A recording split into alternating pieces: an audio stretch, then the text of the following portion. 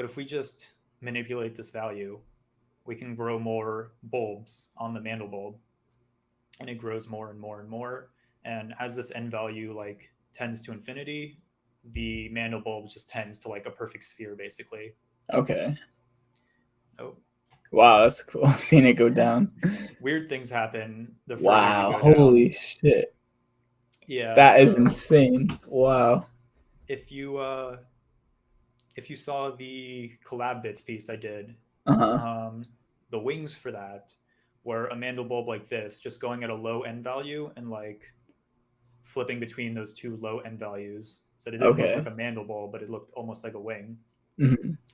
And then I just mirrored them to each Mirrored other. it. Um, so that's like the entire creation of a Mandebulb. You recreate the formula, you choose your colors. Yeah, I was Um, actually just gonna ask about that next, how that all worked. so coloring is based on like how many iterations of the equation it takes for the points to get to a certain distance. That's And actually if another good point too. So it's not just the equation happening once, it's yes, sorry, I should have iterating. specified that. The equation iterates many, many, many, many times over, like an enormous amount of times. Mm-hmm. And we have like cutoff points. Like we'll say if a point doesn't go over a certain value within this many iterations, we're going to like color it this. If a point does go over this value within a certain amount of iterations, we're not going to color it at all. Like that's why it's not just a square. Um, because in a Mandelbulb or a Mandelbrot set, Mm-hmm. some points like kind of hit their maximum and stay within a certain range. Other points will just go off to infinity, maybe slowly, maybe very quickly. And we don't want those points that go off to infinity. We want to like have a sort of a cutoff point, and that's what dictates like the color and the shape of the Mandelbulb. So technically, according to Blender right now, this this cube is just a solid volumetric, or Yep. just a yeah, just a solid.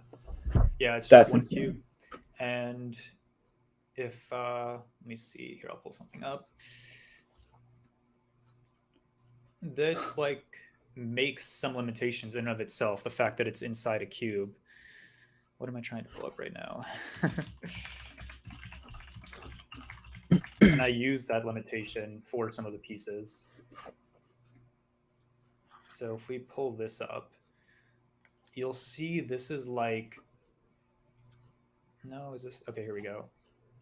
So this weird pattern that's happening here, Mm-hmm. that's because this is getting cut off by the cube that it's within.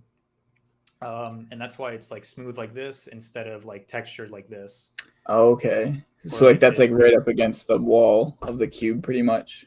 Or Exactly. okay. The cube like cuts off anything that tries to go past it or intersect it. Mm-hmm. Sometimes this is like a fun limitation that you can use to make like a three-dimensional effect, like I did with this. Mm-hmm. Other times it's like a pain in the butt that I'm like, spending hours trying to find a way to work around. Um, but there are These lots are of so limitations. Thanks. But you've got to like use the limitations where they are to try to mm-hmm. make things better. Definitely. Like the I don't know if this exactly applies, but I really like the phrase "learn the rules to break the rules." Like once you like learn how something works, you can really start to mess with how it works.